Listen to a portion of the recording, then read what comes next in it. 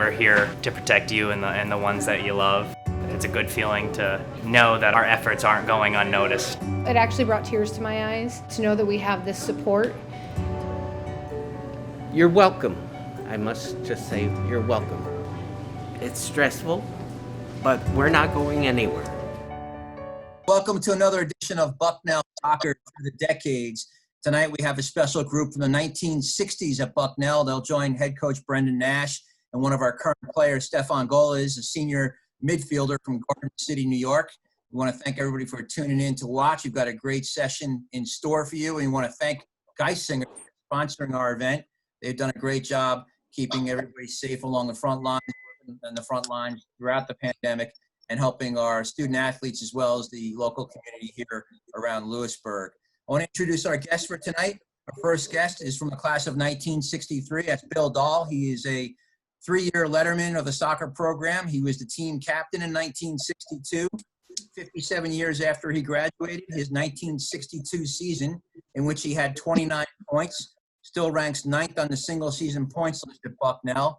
He had 14 goals that year, which ranks tied for 5th on the single season goals list.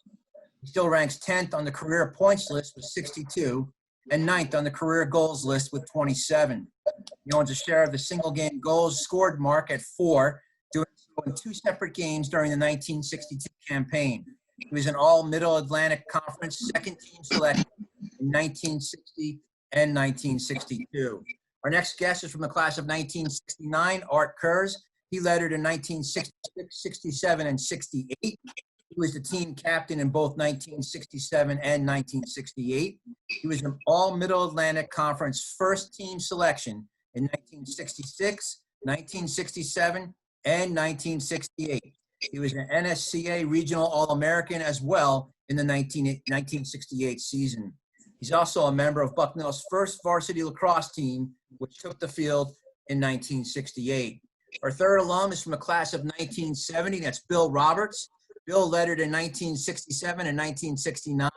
And 50 years after he's graduated, his 129 saves in 1967 still rank 5th on the single season saves list. So, Coach, we've got a great group. I'm going to turn it over to you and let you roll. Great. Thanks, Todd. And appreciate you guys taking the time. And I'm glad we had a chance to do a dress rehearsal with you guys earlier this week. And, I think it helped Stefan out quite a bit too. So now he knows just to be comfortable. But what I learned from the last one is we ran out of time. So I'm going to do less talking this time so we can get to more of the questions that we have, because people want to get to know about you guys and your experience. And hopefully you can give some insight to Bucknell soccer players, especially Gus right now, into some of the valuable lessons you learned during your time at Bucknell and after Bucknell. We do have 2 Bills on. So Bill Dahl, you're going to go as William again today. All right. And Arthur, you'll go as Art again. But we'll just start right off with it. And we'll start with you, Artie. Can you tell us how you ended up at Bucknell and just the recruiting process? Recruiting is very different today with email and just so many different avenues that you can use. But tell us how you ended up at Bucknell. It's a very good question because there was no recruiting. Basically, I wanted to go to Lehigh. Lehigh turned me down, and I wanted to go to school that was fairly close to home, and Bucknell had a good educational reputation, and I decided to go there. It was definitely not for the male to female ratio. Did you have a chance to drive out to Bucknell before you made your decision? Yes. Okay. Bill, how did you end up finding out Bucknell in the recruiting process? Well, it wasn't hard for me. I had 2 brothers who graduated from Bucknell. And I had looked at a couple of schools. I'm from Upper New York State, in New York, and I wanted to get the best education that I could as well as play soccer. And at the end of the day, Bucknell was actually the only school I applied to. Did you have a chance to drive down and see Bucknell before you made that decision? Several times, because I went to see my brothers there. So, I was pretty familiar with it. William, how'd you pick your school? Well, being up in the Finger Lakes in New York State, up near Rochester, New York, Bucknell was a familiar school down south in Pennsylvania. So there wasn't any recruiting back, this was 60 years ago. So I was active sportsman in soccer and basketball and baseball, but especially soccer. So I wanted to come down and make the team. I made the freshman team, and halfway through the season started playing with the varsity team. So I'm going to go off script a little bit, Todd, but when you guys came down, how many people were at preseason, the first day of preseason? We'll just go in the opposite order then, William. How many people were there the first day for the freshman tryouts? We had a pretty good sized class. I think that there was about 17 or 18 of us there the first day. And actually we had a really quality class, not that it, but I mean, a lot of those went on to be really fine players for their 4 years there. Mr. Dahl? Pardon, I lost you there. Just how many people were there when you first showed up? Because you said you made the team, and Right. that's a little different than now. There weren't that many back then, 60 years ago, probably 15 to 20. And they got more people as more of the students arrived, but we came a little early, a couple of days early to meet the coach and practice. So it was pretty thin back in those days. Artie, how about your first day? No more than 20. All right. Moving on to the next question. Can you just talk to us about during your 4 years, how you matured as a player and as a person? And Gus, pay attention because you're going into your senior year. So this is your most important year and you know that. Artie, let's stay with you. It was interesting because when we started, we didn't have a lot of skills on the team. And the coach was Kirk Randall, and I think in the 2 seasons he was a coach, he had only won 4 games. So it was not very well organized, and it took a while to get the team together. I remember we beat the varsity because the freshmen were not allowed to play on the varsity at that time. And throughout the career, we developed a bunch of good players, and we learned to play together as a team, and that was very important, playing together as a team and communicating. When we first started, nobody wanted to talk to the other guy, and we finally got over that and allowed us to be better players. Bill? We got Bill and William. I'll kick in here. When I started, we had a fellow named Bill Gould as an assistant coach. He was deaf, and it's amazing how a person who's deaf can really coach. And he was a big help, along with Hank Peters, who was the primary coach. And they kind of took me under their wing and really worked a lot of fundamentals and training, and took a group of us, a small group, 3 to 4, and really worked hard, especially with the linemen. So it was a great experience. And I think I had mentioned that because my name is Dow, Hank Peters called me Baby Dow. So he would keep shooting, shoot baby Dow, shoot baby Dow. And it got around the whole university. So I go into class and everybody would say, not everybody, but somebody would say, hi, baby Dow. And I was going to say, it was also in the Bucknellian where they said Hank Peters was yelling at baby Dow all the time. Yeah, I don't think I could get away with calling one of our players that these days. I think it'd be I know. Bill? You know, I think the one thing that I had an opportunity to play with a lot of good players, and we wanted to be good as a team. And what that allowed me to do is to understand a little bit better about what my place on the team was. I mean, I looked at myself as kind of the, again, not official, but the kind of coach or captain of the defense. And by the time I was, you know, there, and I felt confident in being able to, you know, look at how the ball was coming down kind of direct some of the players where they might want to be. And I believe that a lot of them, by the other time, had some respect for what I was saying. And, you know, I was a much better player, and it was because of them. And Bill, stay with that for a bit, because you are a goalie, and we talked to some of the guys in the 70s. A lot of the teammates mentioned how important the goalie was to him because of how vocal he was and how much better he made him. So would you be a general back there, or were you a quiet goalie and let the guys take care of it? What was your style like? well, I don't know if I would be a general, but I certainly was the captain. I tried to set up the defense. And of course, the one thing that I had was Art for, you know, a couple of those years, who was really as good a defensive player as I've ever seen on the field.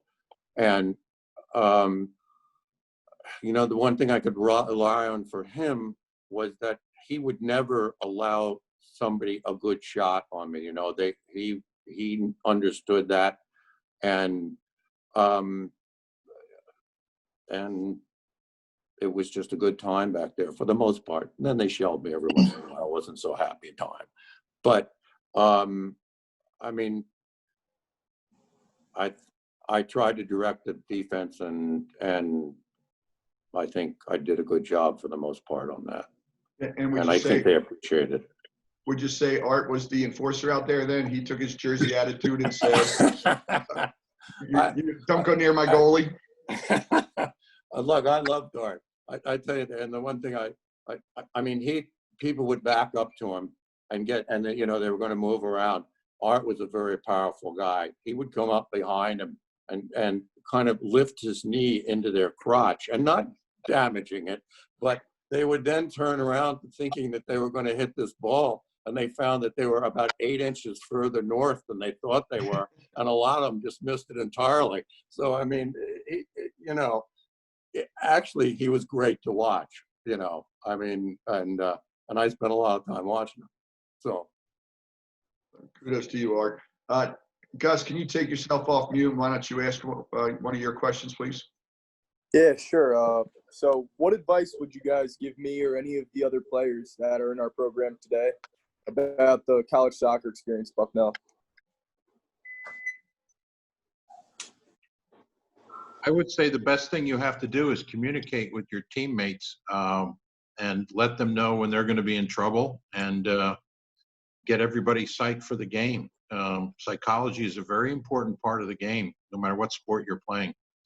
And you have to dominate the opponent, both physically and psychologically, and get the rest of the team psyched to do it. You see a lot of sports teams and captains that do the rah-rah or something else, but you personally have to lead and get the team psyched. Can you expand upon that a little bit? Because I thought Bill gave us some good insight on, you were one of the first people he saw polishing boots the day before a game. But, you know, like I watch our guys today, I know how I was as a player, and we would go into the locker room to get psyched up and we would blast music. But when I walk into the locker room now, 25 guys have 25 headphones in, so they're all listening to their different type of things. So what did you do, Art, to get yourself or your teammates into that psych? Well, interesting. When we had our recent reunion, I ran into a gentleman, and he thanked me for allowing him to take out the date. We were dating the same young lady, and but I turned in early because I had a game the next day, and he took her out and eventually married her afterwards. So, you know, it's one of these things where you have to be mentally prepared for the game, and it starts in advance. It starts with I remember Coach Bellari had us eat steak and eggs the morning of the game on Saturday, and so my father would say to my mother, he says, "Why is he eating steak and eggs and I'm not?" You know, it was one of these things where you start to get prepared before the game.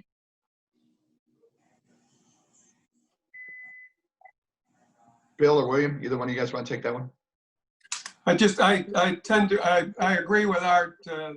fitness is such a good thing, which he mentioned, and also getting to know the players. The one thing we tried to do was get together either before or after a game and do a little socializing together. So we really got to know all the people, all the players well. And so many times you're playing and you just don't know them very well. And I think that makes such a difference. We're all part of the team.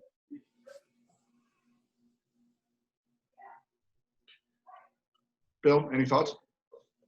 I think the thing that I would recommend you do is the thing that I didn't do, and that's really enjoy the game. I mean, I love playing. There was nothing more that I wanted to do than come out and play. But sometimes I got over, I mean, I was psychopathic, and I think the thing that I really regret was that I didn't really get close to a lot of the players and be a team. I mean, I viewed myself as kind of the goalie, and the other thing I have learned since then is that in business or life or whatever it is, if you have a team, you want to have everybody there playing together and being that team. Let's move on to the coaches, because I think one of the fortunate things about Bucknell is for the last 50 years, we've only had 2 coaches, and I've been fortunate for 21 years. And before that, I was Coach Reynolds for 32 years. But you guys were at a time where you had a couple different coaches. So William, can you tell us a little bit about the different coaches and what you took away from them during your 4 years? Well, I mean, my first thing was that first we had a goalie coach, what I had never had really before. Dick Manley was there when I was there, and he was a very fine player and understood the goal and helped me an incredible amount. Normally every other team I was ever on, they put the goal in and then everybody lined up and tried to blow him into the back of the net, and after a while that was okay, but then you're going, holy smokes, give me a break. When we were with Dick, he understood the skills you needed. We did a lot of other things besides just being blasted by the 6 best guys on the team, and he made me understand being a goal, and I really appreciate that to this day.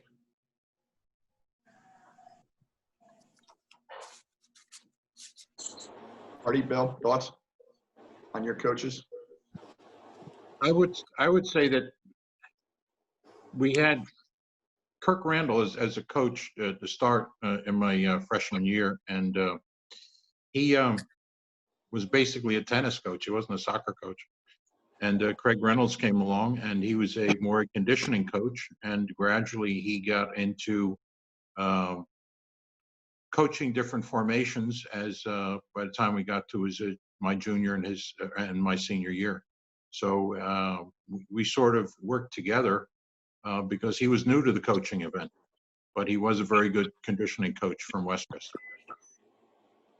One of the things that they mentioned on the 70s, and tell me if Coach Reynolds did this, but they said historically he would switch the goalies. So one goalie would play one half, the next one would play the second half, and then the next game the guy that played the second half would start the game, and then the guy that would play the second half. Did he do anything like that with you guys? He did it 1 year with us, my senior year. I played my sophomore year, and I think I played for every game the whole time. And then I got hurt my junior year and couldn't play, and came back my senior year, and we split that way with Terry Housen and I. He was a very fine goalie too, and a very fine guy. So I can't say it didn't hurt a little bit, but yeah, that's what we did. You probably would have had more saves, right? I think I'd had a few more saves, and yeah. But you know, Terry was a fine player, and he deserved his time on the field too. He's also a good supporter of the program as well. Let's go to Baby Doll. Tell us about your experience. I've already mentioned Hank Peters, but I also had some great experience with the players. And most of you know Lyman Ott, who was an All-American. He was a year ahead of me. And we really got to be good friends. And it's a good way with the coach and the players to learn. And he was a great person to learn from. In fact, I was good with the right foot, and another fellow, Frank Framaris. I don't know if any of you knew him. He played with his left foot, so he would play left wing, and I would play right wing, so that we could get the ball into Lyman Ott so he could score. So we could try to not give him all the credit, but he did get all the credit for the scoring. Yeah, he's got quite a few records. So you guys, you're the reason he's in the Hall of Fame. It's not him. That's right. That's right. Lyman, I hope you watched this because on the dress rehearsal, they spoke very highly of you. And we did mention when you beat Coach Reynolds and his Westchester team 4-3. So that is, we want to put that on record again. So hopefully you do get to see this, Lyman. Let's just talk about good experiences now. Just tell us either on the field or off the field, but your best experience during your 4 years because of the soccer program, whether it was a game or whether it was something that happened off the field and you did it with your team. And Artie, why don't we start with you? I think the memorable, since this is the rerun again, I've had a chance to think about it. The most memorable thing that I had from the soccer experience was how the fans turned out in some of the homecoming games, especially senior year, where they would line up 2 and 3 deep all the way around the field. And so they actually came to see us play. In other words, it was before there were a dearth of fans. And then finally, as the program progressed, more and more people came to see us play. I remember, and Bill Roberts will probably remember this, is we also played in a snowstorm, and there were actually fans around the field in a snowstorm. And that was quite impressive to me, that people would come out and freeze their butts off just to see us play soccer. Yeah, I remember when I first interviewed for the job at Coach Reynolds, and I drove out 3+ hours from New Jersey, and I pulled into Bucknell where the game field used to be, and I didn't know much about Bucknell, and as soon as I pulled in to the U and Davis Gym and whatnot, and I saw the field and how beautiful it was, I thought, oh, I think I could enjoy coaching here. This could be a good place to recruit to, because look at this venue that they have right here. And then I interviewed for a whole 45 minutes. And I thought, geez, I really blew this interview. And I drove 3.5 hours back. And my mom said, how'd it go? And I said, the place was beautiful. They tell me that family weekend, the field gets packed and it would be a great environment. But I think I blew the interview. And she said, well, the boss called about 3 hours ago and he offered you the job. And I was like, oh, I guess I nailed it in 45 minutes. But the venue and the support on family weekend and homecoming, it's still pretty special, and we're in a different type of venue, as you can see behind Todd, but we still get really good crowds for those 2 weekends in particular. But if we're playing on a Saturday afternoon or a Friday night, I think Gus probably wants more Friday night games, but we do get really good fan support. Bill, William, you want to take that one? What's your most memorable experience? Well, I think the most memorable experience was the day that we beat Westchester for the first championship of in Bucknell history. I thought that was, and the ride home was pretty wild on that too. What was the field a neutral field, or did you have to go to Westchester? We were at Westchester. Okay. Oh man, how'd you get out of there after scoring 4 goals on them then? Quickly, as my friend would say, quickly. That was a really fine time.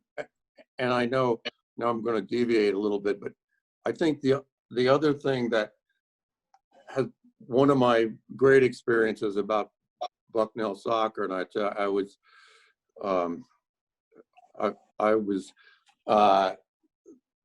appointed by Dick Thornburg as the Director of Economic Development for the Commonwealth of Pennsylvania when he was first governor. And I was sitting kind of up on a hill watching the inauguration, and along comes a guy, Dave Armstrong, and I who was a very fine soccer player at Bucknell, but also an extraordinary artist and a really fine guy.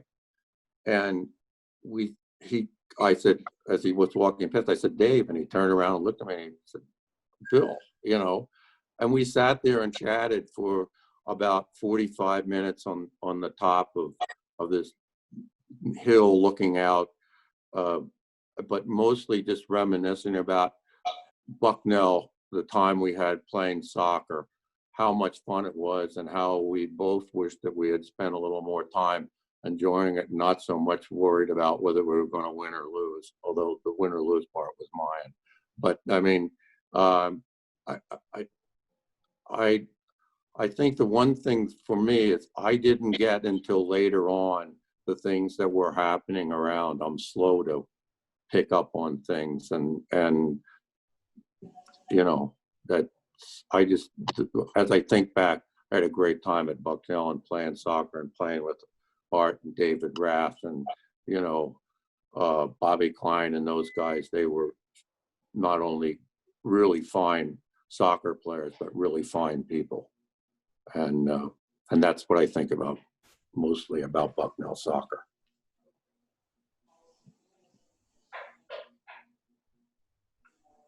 William?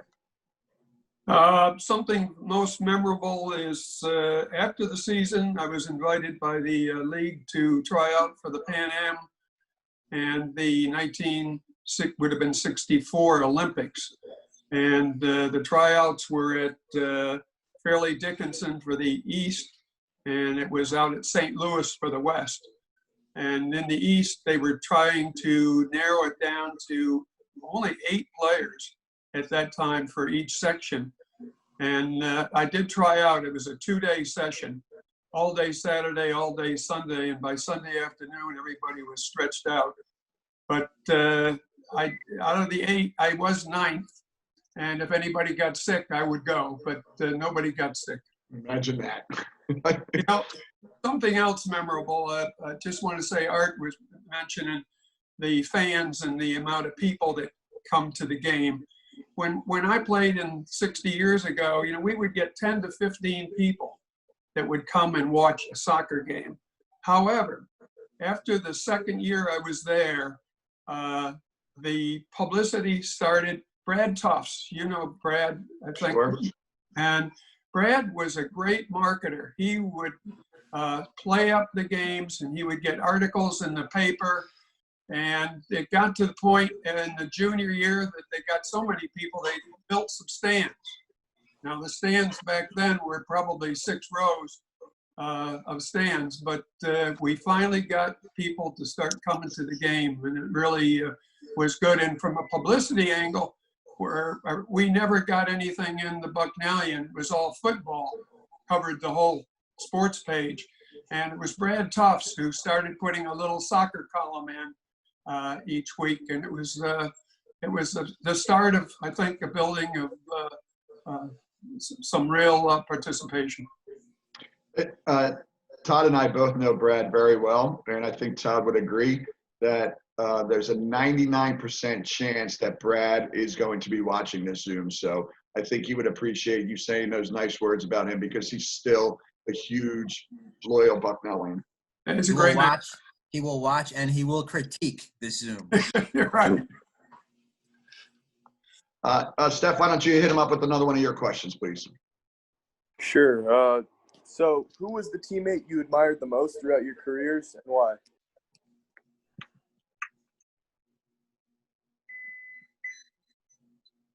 And Step picks, any, remember? sorry. Pick somebody.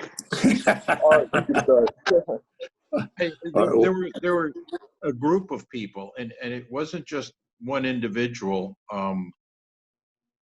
I had a couple of people from my fraternity. I had a couple of people from friendships. I was my best friend in college and afterwards was David Armstrong, and I also had Ross Burgess and a few other people.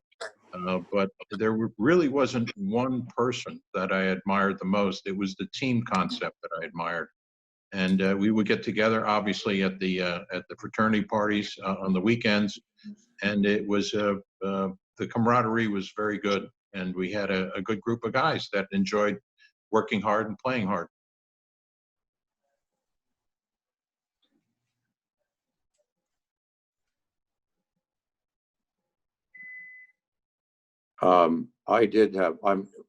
I played with some very fine people on the team. There was no question about that. You know, but I think David Rath was as good a soccer player as I have seen. And on top of that, he was a quality guy. He just, you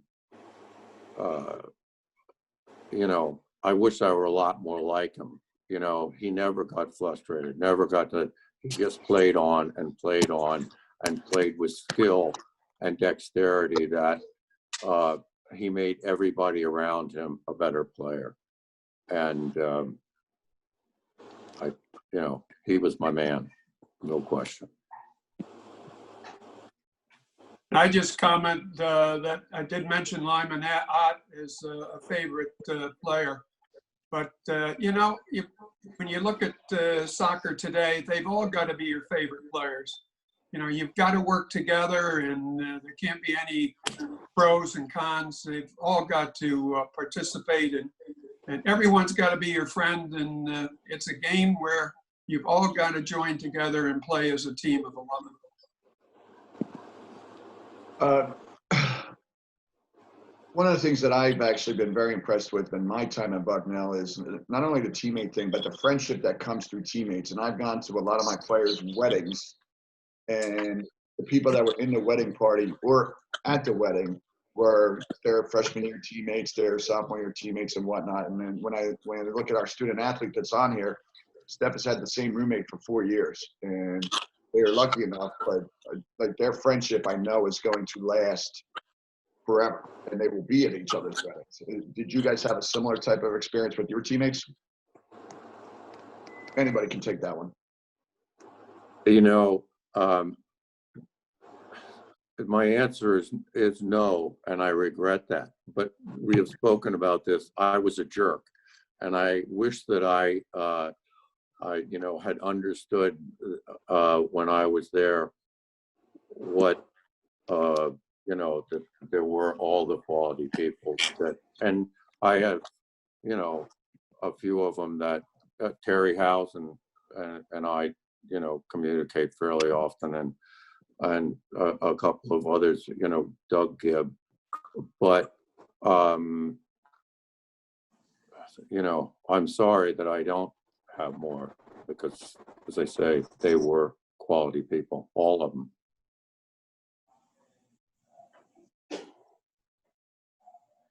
All right, William, you still talk to any of your teammates? Not really. It was a very different time then, because the Vietnam War was on, and it's sort of like you couldn't get together for 2 years because you're on opposite sides of the globe. And so I didn't keep up with too many people except for David Armstrong. That's about it.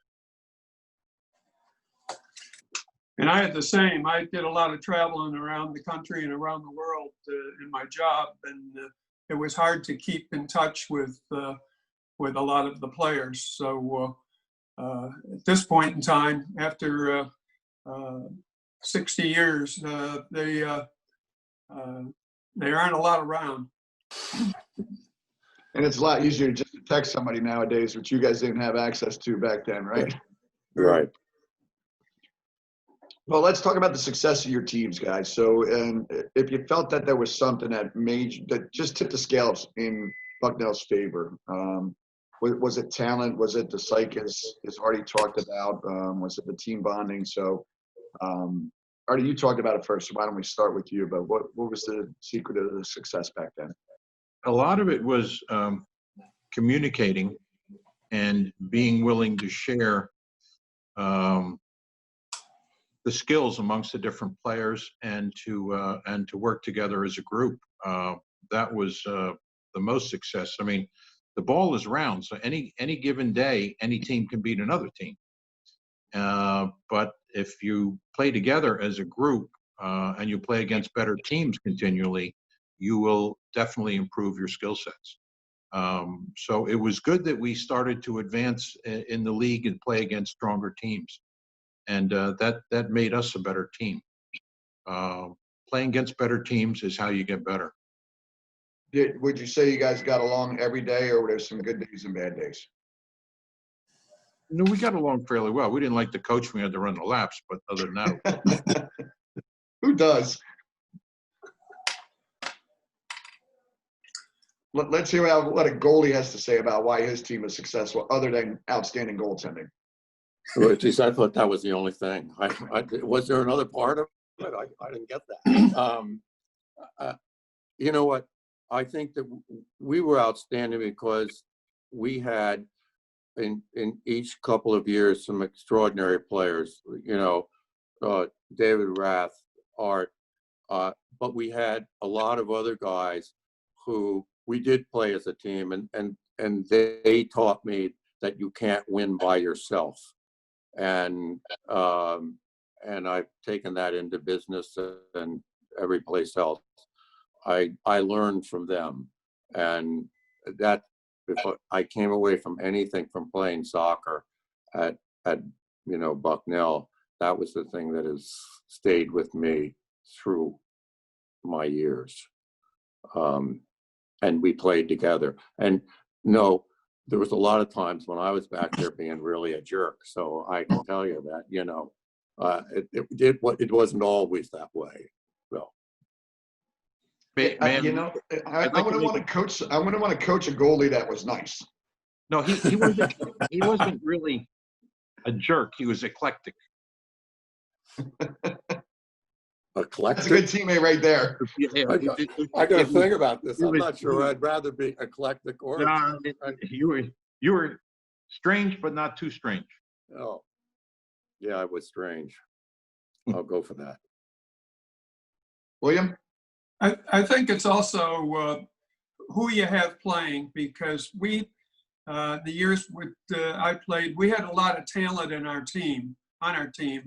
And when we played other schools at that point in time, back in the early 60s, they weren't quite as well trained, and they weren't as fit.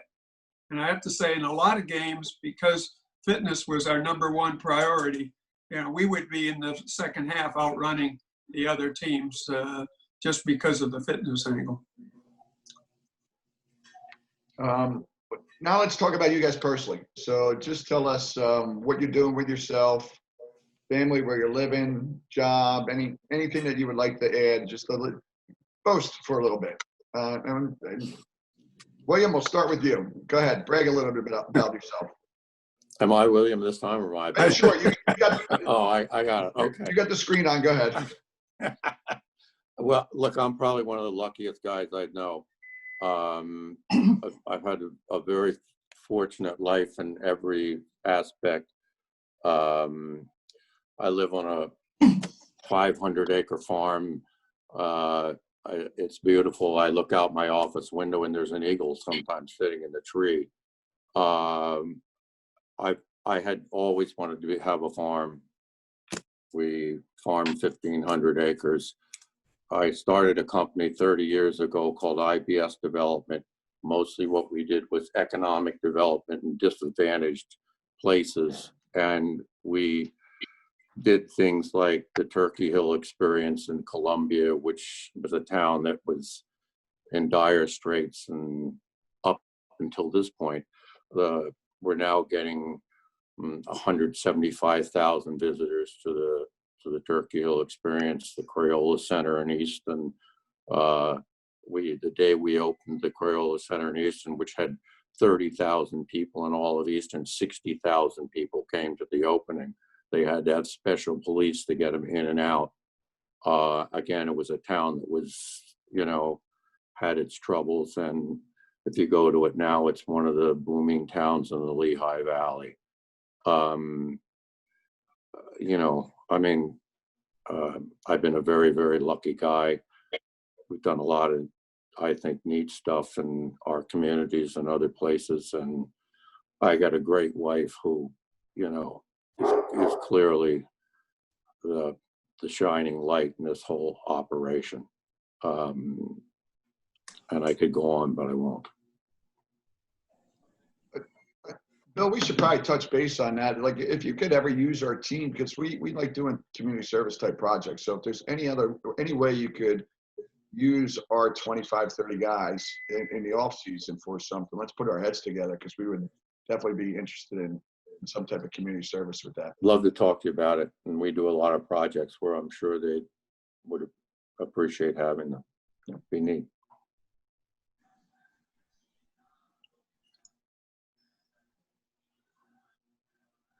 Marty, you want to go? What are you doing now?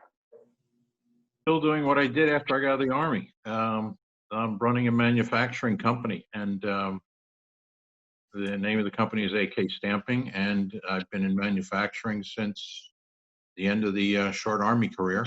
And I've got about 22 patents under my belt, and we make things. We make metal things, metal stampings for shielding, the military, and for the medical industry. And we have a facility here in New Jersey, and we have a facility in Shanghai for the electronics.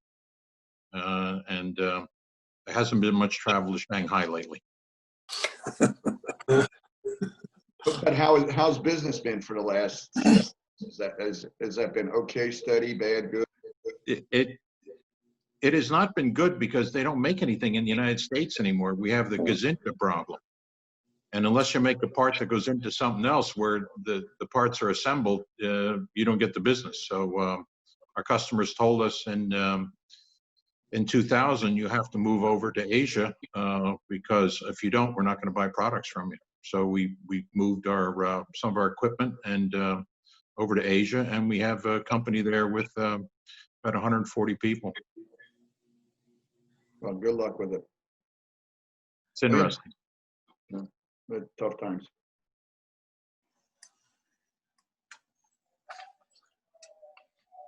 William, what are you doing these days?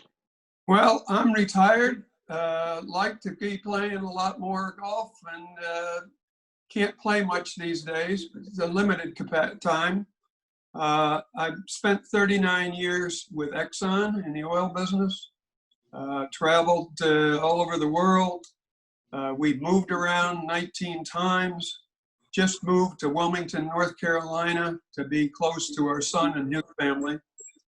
And just want to point out a couple of other Bucknellians that are also dolls. My daughter Heather was a Bucknellian. She graduated in '87. She was an athlete. She held the high jump record. I think it was near 6 feet for a number of years. Most all of them are athletes, but not setting all these records. My son, Jason, graduated in '89. My daughter-in-law, Jennifer Jansen, graduated in 1990. And our grandson, Bennett, is now a sophomore at Bucknell. So we've got 5 of us, and the name Bucknell does come up quite often when we get together. Well, you better tell Bennett to come out to the soccer games when we start playing again. I know, and he was a soccer player in high school. I'm sorry he didn't get out to play. Well, in golf, it's not always good, because I got out there the other day at a Bucknell, if you've ever played the Bucknell course, and number 9 has water on it, and I put 3 balls in a row right into the pot. Sometimes golf isn't very friendly either. That's true. Steph, you want to ask your last question, please? Sure. So what advice do you guys have about networking and finding the right job after Bucknell? I've just got with my nine grandkids and all working, and 6 of them are going to college this fall.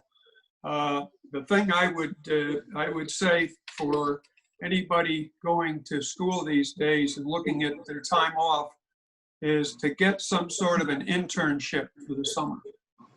And if you can get an internship and really understand the type of business that they have, and if it's something you want, it's so much, I think, great training for you.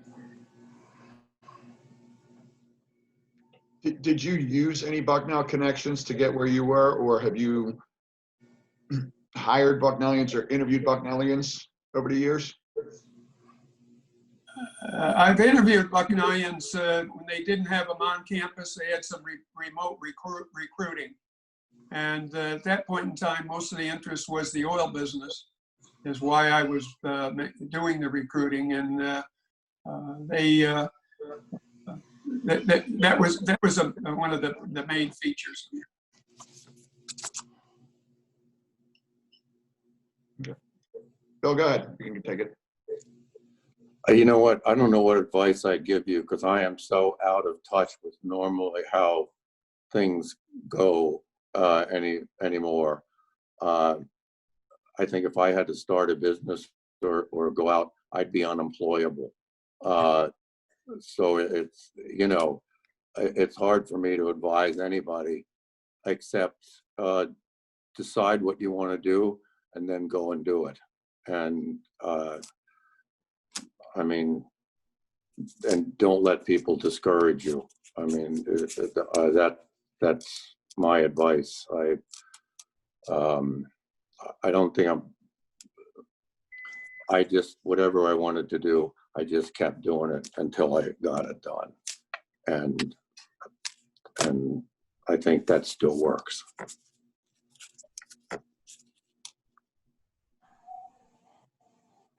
All right, any advice for Steph? Yeah, I'd say don't try and pigeonhole yourself into one type of a job. You actually have to look at becoming a problem solver, and do something you want to do, and it will lead you. Your interest will lead you in the right direction. But we have some interns, and they have electrical engineering degrees, and yet they're doing multidisciplinary things, and they enjoy that because they like to solve problems. So I'm not sure if it's one direction I could give you, except do something you like and learn to solve problems for the guy you're working for. Well, Arno, let's expand on that a little bit. So after you finished at Bucknell, Vietnam and all that, how did you carve out the path to be successful in what you've done, and how did you figure out that was your passion? Did Bucknell help you, or trial and error? No, I have an interest in what I have have an aptitude, and everybody has different skill sets, but one of my aptitudes, and I have a lot of others that I don't do well at, is barnyard physics. I like to build things and figure out how to make things work, and I enjoy doing that, and that's I still enjoy doing it today. So you have to carve out something that you want to do, and then see if that you can find a job that you can do those skill sets. You know, everybody's got pluses and minuses in their game bag. So you just have to pick the one that you want to do or what you're best at, and then try and work that into the organization you want to join.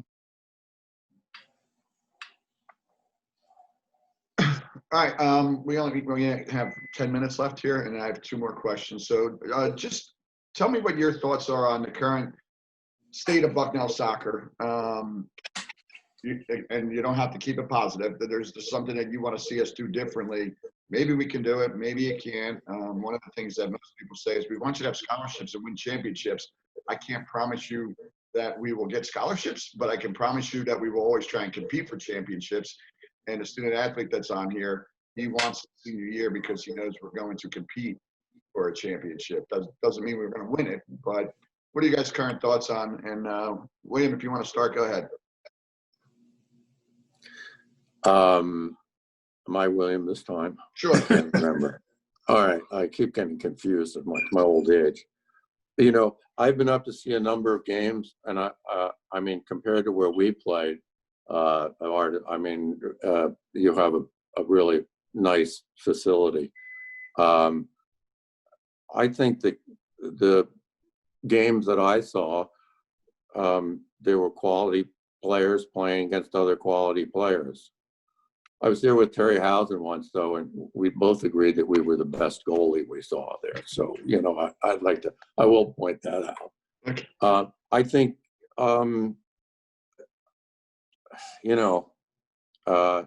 it's got to be very difficult to recruit really good student athletes in this climate. I mean, I really do. And I think that's got to be a very difficult job for you. Other than that. Unfortunately, student athletes are going to have to make decisions on if they're going to attend college. They may not even get to visit that college before they make a choice about if they're going to attend it. We've been pretty fortunate at Bucknell that they've done a great job putting a virtual tour out there. So we've been able to send it to the young man, and they get a good feel, but it's not the same as walking on the Bucknell campus. Like when you walk on the Bucknell campus, you get a special feeling there. And we're missing out on that big time right now. Bill, you want to go? I have to say it, and I see Bucknell these days from afar, but in the soccer, but you're taking those trips you've had, you've got good marketing, you're continuing with the news to alumni, and the question of quality, the comment of quality, the quality of the game has improved, and I think you've got a lot going for you, and I think it's a great place for you to be. Thank you. Artie? Teach the players to have confidence in themselves. You got to, if I can relate to stuff, you got to break them down in the beginning, and then you got to build them up as a team. You don't have to be buddy-buddy with them, but you have to get them to understand that they are capable of doing things that they didn't think they were capable of. It's a lot of words, but that's what coaches are supposed to do. Yeah, and unfortunately, some people didn't hear the dress rehearsal, but I thought Steph made a very good point last time about the Holy Cross game. And then I remembered that talk afterwards, after he brought that up. And I just remember saying to the guys, we're going to win this game. And the confidence that they were all shaking their heads saying, yeah, we know, coach. We know we're going to win this game. Just sit down and relax. We got this. And I was just like, okay, why can't we do that for 20 games a year, guys? Why does it have to, the moon and the stars have to align for that moment to happen? But yeah, I think it's a very good point, because when you have a confident player out there, it's a tough player to beat.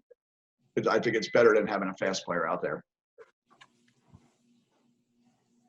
Well, the last thing, guys, and I won't put anybody on the spot, but just any advice for Stefan, myself, for anybody involved in the men's soccer program, even Todd. Todd will take advice. So you guys have any advice for us?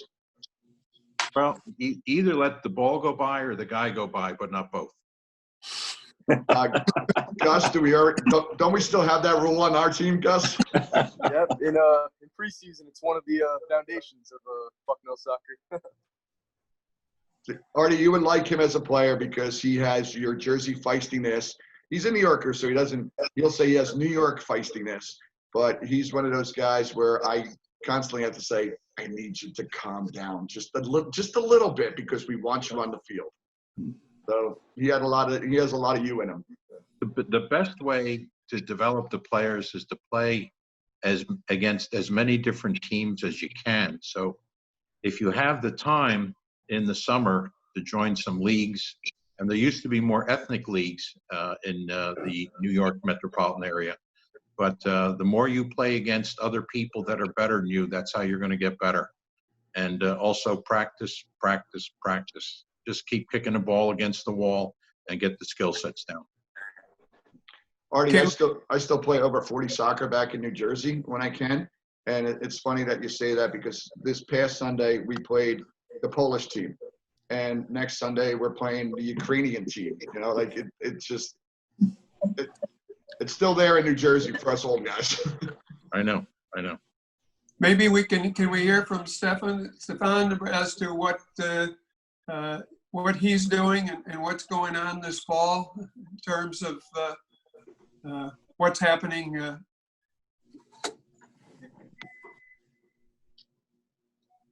Steph, did you hear the question?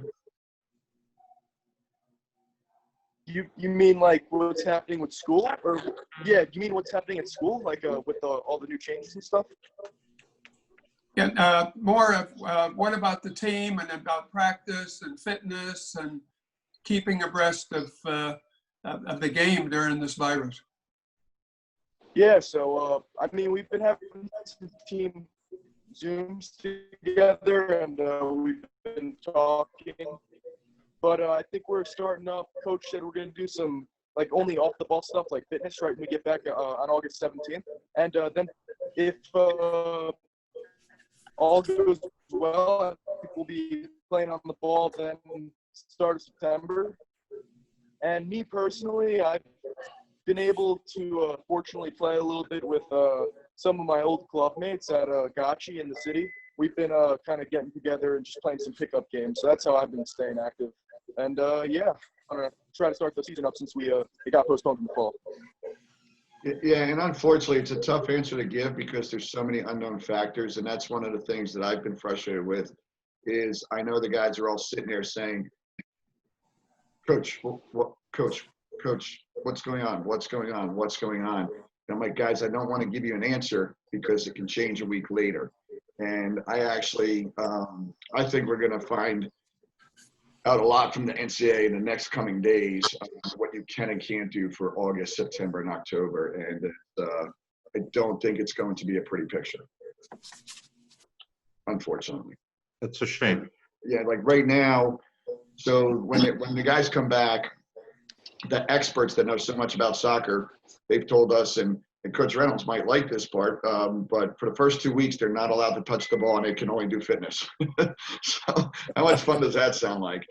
And then each week we can go a couple more hours, a couple more players, a couple more hours, a couple more players. But the most they're telling us the most that they would allow us to have in a practice situation currently is 10. I know our athletic director, Jermaine Truax, isn't happy with that number.